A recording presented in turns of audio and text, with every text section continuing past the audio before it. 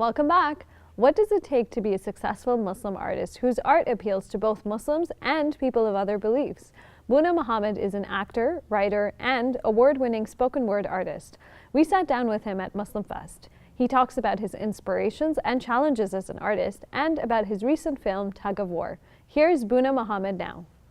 Muscles it take to make a frown, make more work than to just turn it upside down. But you hate it when I'm polite, can't stand when I'm sincere, calling me all these names, wondering why I'm still just standing here. Mainly because your ignorance leaves me to believe that you really just need a hug. And I've been public enemy #1 ever since I learned to kill them with love. So for me, storytelling is an important component of my identity and who I am. And I feel like, especially within the Islamic circles, a lot of times we forget that we have a legacy of storytelling. I mean, even the Prophet ﷺ was surrounded by poets, and even in the good sense of poets, like his companion Hassan ibn Thabit, radiallahu anh, who was one of the greatest poets of his time, and he used his art to celebrate the Prophet ﷺ and also to preach the truth about Islam. So I feel like that's a lost legacy that a lot of us have forgotten about, and part of me as a poet and as a storyteller and as a filmmaker is trying to reclaim that heritage and use art as a means of spreading the truth and the beauty about our way of life. To my little baby girl, Sakina, I want to tell you so many things. See, Bubba has lived a long life and experienced so many things. So I pray that you will learn from my mistakes and benefit from what I've seen, in hopes that you will become much better than everything that I have been. Spoken word storytelling for me is very personal because it allows me to express what's going on in my life, in my head. You know, for me, poetry has been with me even when I wasn't really practicing Islam. It's always been there along the way as a means of me being able to vent my frustrations. And you know, when I write down my thoughts and feelings, my paper or pad never judges me. You know, I never get any bad feedback. It's always kind of just there to listen. And so for me, it's been very therapeutic. And just recently, I started sharing that therapy with others. I started, you know, expressing how I've been dealing with pain and frustration all my life, and that's been through writing. And so it's kind of like something that's very beautiful, the fact that I'm able to use it in this therapy and at the same time benefit other people who might be going through similar issues and challenges. Because in this day and age, you are nothing but a Facebook page, a retweet of nothing sweet, a selfie inside a cage, living in a material prison, a 16:9 cell of whatever celebrities on your TV want to sell. Because everybody wants to be somebody, but nobody wants to be themselves. I would say that within the Muslim community, we're not really as keen on appreciating the arts. It's interesting because a lot of us, maybe in our cultural backgrounds, you know, we have this art form, we have music, and we have, you know, poetry and these things that we learn to love and appreciate. But somehow when it comes to English, things don't really translate over that well, because a lot of us, either we don't allow our children to go in that direction, or we just don't find a value within it. But like I said, you know, this is something that's been with Islam from the very beginning, from the infancy of our deen. Poetry and art has been there. And it's important for me to reclaim that heritage. I never really had any issues from my family personally. Alhamdulillah, I've always been very supportive. But I know for some young artists who do want to venture into this realm, for some people they get a little bit thrown off. Their parents are not very as supportive as maybe they could be.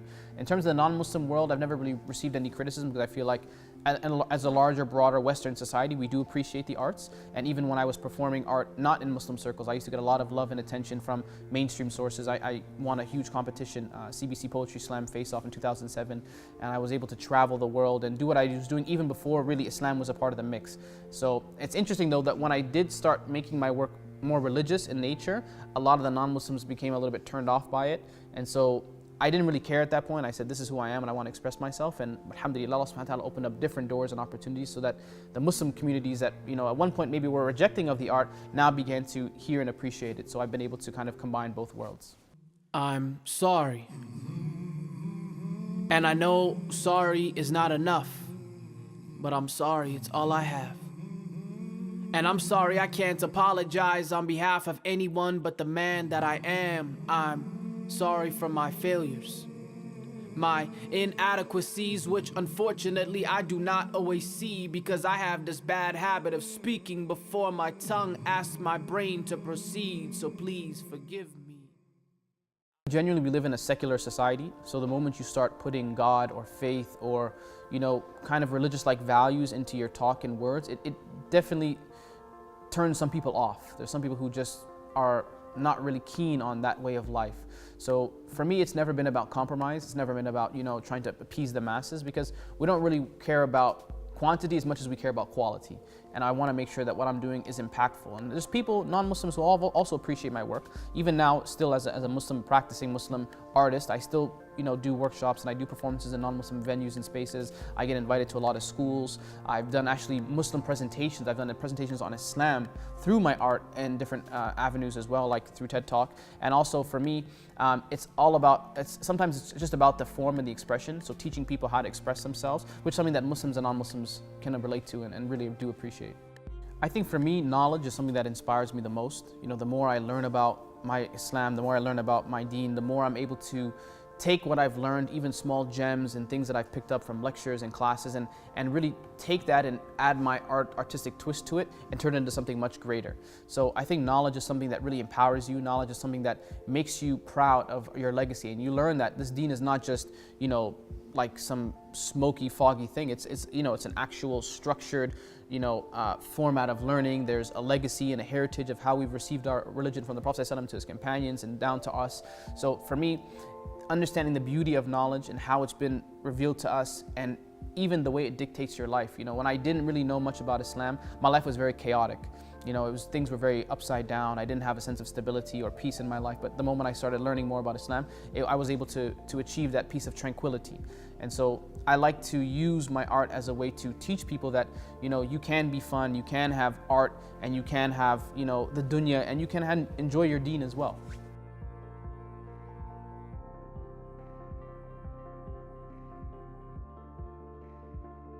So the film Tug of War came about when myself and Mohammed Ziyara, we sat down and we decided that we wanted to do a project on something that would influence and impact the Muslim community. Everyone is aware of the negative press, the PR crisis the Muslim community is dealing with.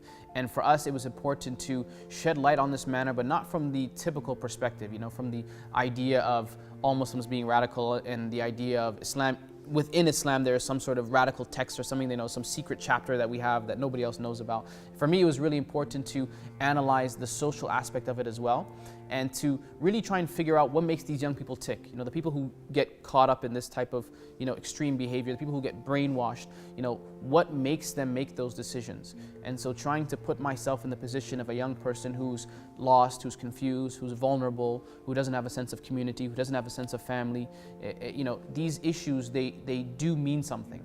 And I feel like there's a lot that we as a Muslim community have done to let down some of these young people. We haven't been there maybe to support them in the way that we could have been. And because of that, they've been left to learn about Islam and to flourish in their Islam in places where we're not able to monitor them, like online specifically. People who are just learning about Islam in a bubble online without anyone to challenge their ideas, that's a very dangerous space to be in. So I wanted to make light of these issues and really try and shed light on it from the internal Muslim perspective. So not people talking to us, but us talking to ourselves and trying to figure out how we can come up with a solution for this problem, which we know doesn't affect the majority of young Muslims, but it's something that has a larger impact on the way we live our lives here in the West. Muslims are really good at telling everyone that, we're not bad and we're good and we're just like you. And I want to also show people that, there are differences that we might have, but it doesn't at any time mean that we can involve ourselves in violent acts of aggression. I don't have a problem with somebody that doesn't like the government or has grievances against the government or has issues against foreign policy and these things that, genuinely I also agree with, right? But it's a matter of how do we take these grievances and what mechanisms do we use to help alleviate this pain that we're suffering? Because, when you look at what's happening in Iraq, when you look what's happening in Afghanistan and Palestine, these things, they mean something to us as a Muslim community. They have an impact on our hearts. But it's important that we understand that there are mechanisms that we can use living in the West to help actually solve these issues and problems. And part of one of the goals of this film is to really wake the community up and see that we have an obligation living here And it's not good enough for us to just kind of, sit in our plush homes and relax and sit back and chill like nothing's happening. There are people, young people, who are becoming inspired to, take their lives for a just cause that they believe is a just cause. And we are so busy condemning them that we're not realizing that there are issues that we can affect that will hopefully deteriorate them from going, but at the same time actually help solve those problems, right? So I think for me, it's looking at a holistic approach to the issue. So one of the things that I try and do in the film is I try and make light of the fact that as a community, as a Canadian society, there are many things that we can do to help, get rid of this issue, including holding the media accountable for the perpetual stories and the demonization of Muslims that occur that actually feeds into the propaganda of ISIS. It's important for us to really establish strong relationships with law enforcement. There's a lot of distrust amongst the Muslim community and RCMP and CSIS and these groups that we feel are just out to get us, right? And then finally, it really does come down to us having a strong voice in a lobby group that we can use to utilize and actually get our point and voices heard. I mean, if we feel as though we don't like what's happening overseas, we can lobby our local government. We can, go out and vote in the next election and find someone who represents our values as Canadians. And I think that's something that all Canadians can agree with regardless of your faith. I would say it's important, first and foremost, to be sincere. This is something, ikhlas is something that we should apply to every aspect of our lives. When you do something sincerely to please Allah subhanahu wa ta'ala, Allah Azza wa Jal, He will open up doors for you that you never anticipated. I never thought to myself that I would be able to perform all around the world. As a Muslim artist, when I wasn't really practicing Islam, my options were very limited. I kind of performed here in North America. I would go to the US maybe once in a while. If that was the big shot, you're going to the US, maybe traveling a bit in Canada. But the moment I started doing something and not caring about what other people thought, and I did it solely to please Allah subhanahu wa ta'ala. And of course, I'm still trying to improve my niyyah every day. The moment I did that, Allah subhanahu wa ta'ala allowed me to travel the world. I've been able to perform in Africa, I performed all over, Asia, I've been able to go to the Middle East, I've been able to just go to places I never anticipated even my voice would be recognized or even cared to be heard. So I think if you have sincerity, if you're doing it according to the way of the Prophet sallallahu alaihi wasallam, you're doing it in a way that the Prophet sallallahu alaihi wasallam approved of, you combine these two things, you have combined doing it in the way the Prophet ﷺ would approved of and also with ikhlas and sincerity, I think that the possibilities are endless. I think that you don't know what you can achieve.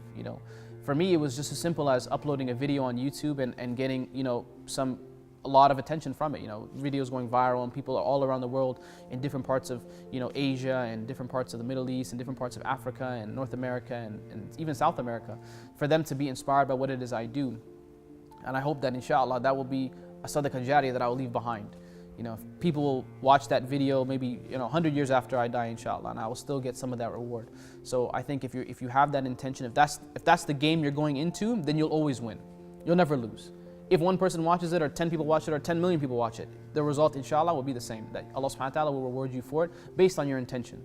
So I think that's something that as artists and as Muslims we should apply to every aspect of our life, but specifically in the realm of art.